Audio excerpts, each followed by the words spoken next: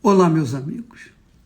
Que Deus abençoe, faça iluminar o seu entendimento para a compreensão da palavra dele, da vontade dele para a sua vida. E é óbvio, se você tem juízo, você vai obedecer. Se não tem juízo, deixa para lá. Já sabe que vai colher o fruto do que você plantar. Mas se você tiver o entendimento da vontade de Deus para a sua vida e tiver coragem para aplicar isso, exercitar isso, executar essa vontade de Deus, então você pode ter certeza que nem o inferno inteiro poderá contra você. Por falar em inferno, presta atenção a essa palavra. Muita atenção, por favor. O apóstolo Pedro diz assim: humilhai-vos, pois, debaixo da potente mão de Deus, para que a seu tempo, no tempo de Deus, vos exalte. Muito legal isso. Lançando sobre ele, sobre Deus, o Altíssimo, toda a vossa ansiedade. Lançando sobre ele toda a vossa ansiedade. Porque ele tem cuidado de vós. Que maravilha, né? Essa palavra é muito forte, muito poderosa. Aí ele diz assim, olha só. Ao mesmo tempo que ele fala no relacionamento nosso com Deus, ele fala também das armadilhas, dos laços, ou que o diabo planeja para tragar aqueles que são de Deus. Ele diz, continuando, ele fala assim: sede sóbrios, vigiai. Ser sóbrio é ser temperado, equilibrado. Em tudo na vida tem que haver equilíbrio. Tudo na vida tem que haver equilíbrio. A fé inteligente é equilibrada, que nós falamos ontem. Você tem que usar a fé inteligente, saber usar a fé com inteligência, com sabedoria, com discernimento da palavra de Deus, para que você possa colher os seus frutos. Se você não usar a fé com equilíbrio, com certeza você vai cair, mesmo estando na fé, porque você desequilibrou. Não pode desequilibrar. Deus nos deu duas pernas para a gente andar em equilíbrio. Nosso corpo tem que estar equilibrado para que possamos andar, correr, exercitar, enfim, viver nesse mundo. Então, se o nosso corpo precisa de equilíbrio, imagine a fé. Quando a fé é desequilibrada, não é sóbria, então a pessoa se torna fanática, que é o que mais se encontra por esse mundo afora. Fanáticos. Fanático é a pessoa que não pensa, não raciocina no que está crendo, em quem está crendo. E depois ela vai colher os frutos desse fanatismo. Então ele diz assim, sede sóbrios, vigiai. Quem tem equilíbrio, quem é equilibrado, vigia, olha para um lado, olha para o outro, fica atento para não cair em tentação. Sede sóbrios, ou seja, equilibrado, seja temperado, vigiai, porque o diabo, vosso adversário, o diabo não é adversário daqueles que são dele, não. Aqueles que são dele já estão sob o domínio do diabo. Mas o que ele quer? Ele quer apagar a glória de Deus que há dentro de você, que é fiel, que é temente a Deus, que é uma pessoa correta, justa, íntegra, gosta da disciplina, aplica a disciplina na sua vida. Você tem hora para comer, tem hora para dormir, tem hora para acordar, tem hora para distrair, tem hora para tudo. Porque você é uma pessoa da fé, inteligente, e você é equilibrado. Então o que o diabo faz? O diabo anda ao derredor, está aqui escrito. O diabo, vosso adversário, anda em derredor, quer dizer, rodeando os que são de Deus. Ele não pode tocar naqueles que são de Deus. O diabo não pode tocar em mim, nem pode tocar em você que é de Deus. Mas ele cerceia, ele fica só dando volta. Por que ele fica dando volta? Diz aqui Pedro, ele anda em derredor como leão bramando, buscando a quem possa tragar. Então, para que o diabo fica ao derredor daqueles que são fiéis, daqueles que são de Deus? Por quê? O que ele quer? Por que ele não pode tocar? Bom, ele não pode tocar porque é de Deus. Quem é de Deus, o diabo não toca. Então ele fica esperando, ele fica rodeando e vigiando.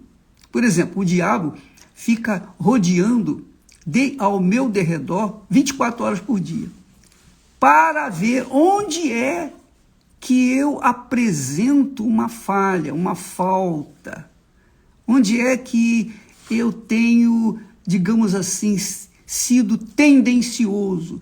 Se eu sou tendencioso para a vaidade, então ele vai armar um laço com a vaidade para me pegar. Entendeu o que eu estou falando? Se eu sou, digamos, uma pessoa tendenciosa para a traição, para o adultério, então ele vai trazer pessoas dele, mulheres dele, para tentar me fisgar. É assim que ele trabalha. Se eu sou uma pessoa desregrada, digamos assim, um glutão, eu gosto de comer muito, eu como mais além do que o meu estômago suporta, então ele vai apresentar um laço de acordo com a minha glutonaria. Então, presta atenção, o diabo apresenta laços para as pessoas, justamente, ele não pode tocar, mas ele pode colocar o laço. Isso ele faz. Por exemplo, você se lembra de Abraão? Claro, Abraão. Quem não se lembra de Abraão? Abraão era o homem da fé, era o homem de Deus, um servo de Deus, um servo fiel, leal, amigo de Deus. Mas Abraão também caiu no laço do diabo. Quando que ele caiu no laço do diabo? Porque o diabo viu que Sara era estéril e o tempo estava correndo e ela estava envelhecendo. Então o diabo soprou com certeza na cabeça da Sara e disse para ela: ó, Sara, por que você não gera filhos através da sua serva? A serva Agar, por exemplo, era tão bonita, você pode gerar filhos através dela. Deus falou que fará de vocês uma grande nação, mas ele não disse que sairá de dentro de você, exatamente. Deus tinha falado exatamente isso, falar de você, Abraão.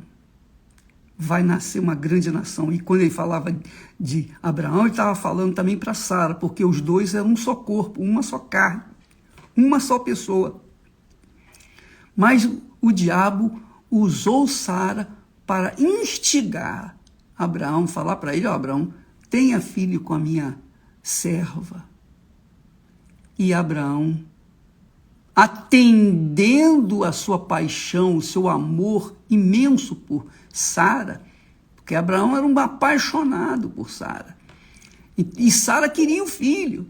Já que eu não posso ter filho, dizia ela, então uma empregada minha vinha ter filho e eu sou a mãe dessa criança. Que naquele tempo era assim que funcionavam as coisas. E Abraão caiu no laço da conversa de Sara e teve um filho chamado Agar, com a sua serva. E esse filho veio a ser um laço para Abraão, um laço para Sara, porque depois Sara se arrependeu. Depois Sara, aí já era tarde, acabou, caiu no laço.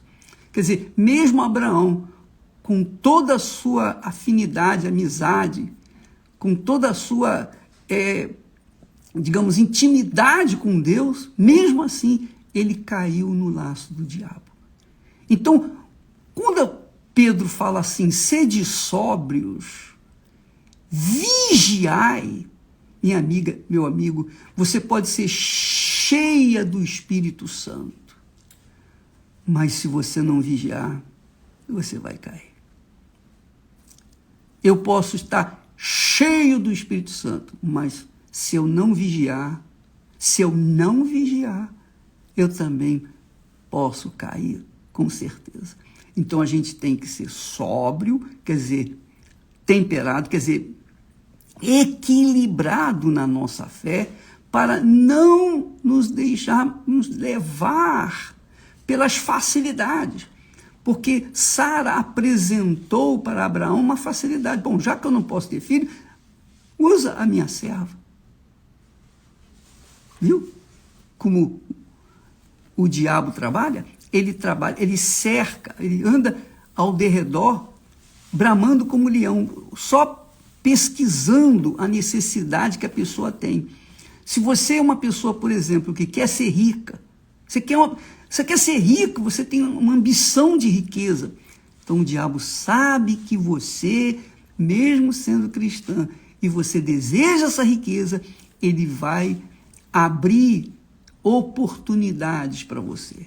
Oportunidades, facilidade. Ele vai tornar fácil as coisas para você. É isso aí.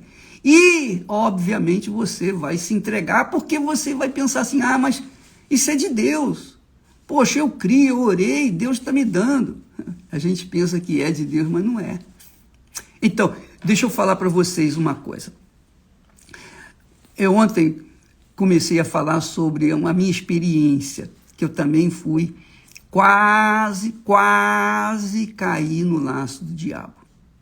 Olha só, eu era jovem, então, e eu queria me casar, já cheio do Espírito Santo, já querendo fazer a obra de Deus, eu estava buscando uma auxiliar, uma pessoa que viesse ser parceira minha para me ajudar a ganhar almas. O diabo sabia disso. E ele ficou esperando. Até que um dia, eu lendo a Bíblia, eu vi aquela palavra lá que Jesus falou em João 15, 7. Ele diz assim, se vós estiverdes em mim e as minhas palavras estiverem em vós, pedireis o que quiserdes e vos será feito. E sabe o que eu fiz? Eu coloquei a palavra de Deus, abri a Bíblia naquela página, mostrei a palavra para Deus e falou, Senhor, eu quero essa criatura. Sabe quando a pessoa está cega? Eu quero porque quero. Eu não quero saber se é a tua vontade, é a minha vontade. Eu não disse isso claramente, mas eu, com a minha vontade ávida, muito forte, me fez usar a própria palavra de Deus para cobrar de Deus uma promessa que ele tinha feito. E o que aconteceu? Ele me deu. Ele deu aquilo que eu queria. Só que, ao longo do nosso namoro, que não durou, entre namoro e noivado, nós levamos, e quase casamento, nós levamos cerca de, no máximo, 4 meses. No máximo. Então foi tudo muito rápido. É a vontade de Deus, eu vou casar, é isso aí. E eu enfiei os pés pelas mãos, enfim. Me atrapalhei e fui em frente. Comprei móveis e tal. Ela trabalhava, nós juntamos os nossos cacos e começamos a investir na nossa casa. O que deu? Dentro do meu coração, dentro do meu ser, na minha mente, havia, no entanto, um resquício de dúvida com respeito se era ou não aquela jovem para minha esposa, se era vontade de Deus ou não. E aquela dúvida foi desenvolvendo. Mas a minha fé na palavra de Deus estava firme. Não, está escrito, eu pedi, Deus me ouviu. Como a gente é criança infantil, como a gente é tolo, né? Mesmo com a fé, a gente é capaz de cair na trampa do diabo. Mesmo com a fé, a gente é capaz de cochilar. Eu cochilei e eu não vigiei. Mas porque Deus é muito misericordioso para comigo, Ele para com todos, mas comigo eu tenho uma gratidão enorme, porque Ele foi muito misericordioso, compassivo, e Ele finalmente me deu um sinal evidente de que não era a vontade dEle. E aquele sinal veio numa palavra, uma única palavra que ela me havia dito. Uma única palavra. Aquela palavra abriu, desvendou, rasgou o véu e eu pude enxergar além do que ela era. E ali eu disse, basta. E eu já estava noivo, pronto para casar. Na igreja todo mundo já sabia e tal.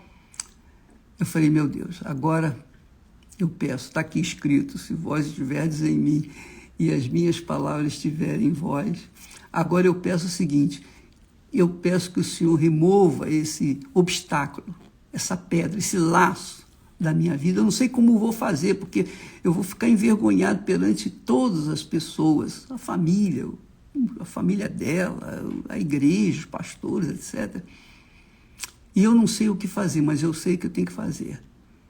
Me ajude. Agora faça-se a tua vontade. Agora não. Quando eu exigi, na segunda vez, a mesma promessa, se vós estiverdes em mim, as minhas palavras estiverem em vós, pedireis o que quiserdes, a segunda vez eu pedi segundo a vontade de Deus. Senhor, seja feita a tua vontade. E graças a Deus, porque nós... a coisa foi feita de forma tranquila, não houve briga, não houve nada, mas apenas chegamos a uma conclusão de que não era a vontade de Deus e obedecemos essa palavra. Deus também a convenceu, como Ele havia me convencido, e nós não nos casamos. Então, amiga e amigo, veja como o diabo é astuto. Ele sabia que eu era solteiro, ele sabia que eu estava buscando uma moça da igreja, e ela era da igreja, ela era batizada com o Espírito Santo. Olha só, ela não era só da igreja, ela era realmente fiel, leal, ela era de Deus, só que não era compatível comigo, não era a vontade de Deus. Embora ela fosse da igreja, na mesma igreja, nós tivéssemos a mesma fé, mas a incompatibilidade dela para comigo e eu para com ela não permitiu que nós seguíssemos em frente com aquele casamento.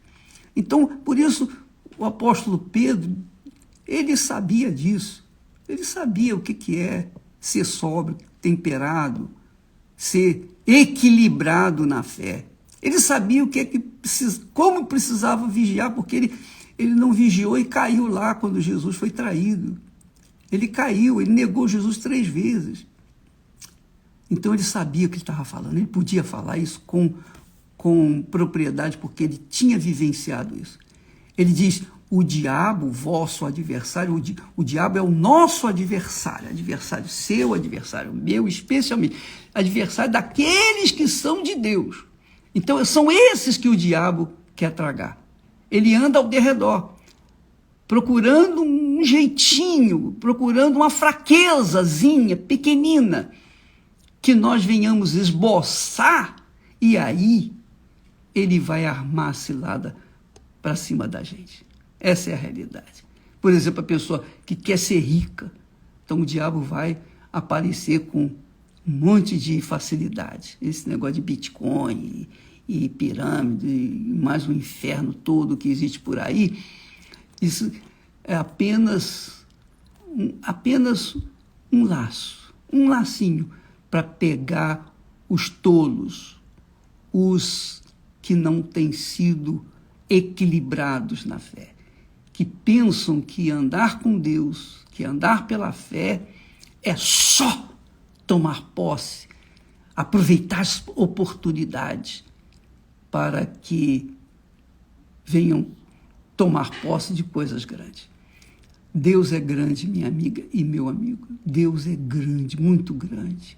E Ele sabe das nossas necessidades. E de acordo com a nossa necessidade, Ele vai acrescentando na nossa vida. Se você serve a Deus, você não precisa nem desejar riqueza, porque Ele vai fazê-la rico. Mas Ele só vai fazê-lo rico ou rica quando você tiver cabeça para administrar aquela riqueza, para que você não venha se perder, como normalmente as pessoas bem intencionadas acabam se perdendo na fé por causa da riqueza e outras tantas coisas. Tá bom?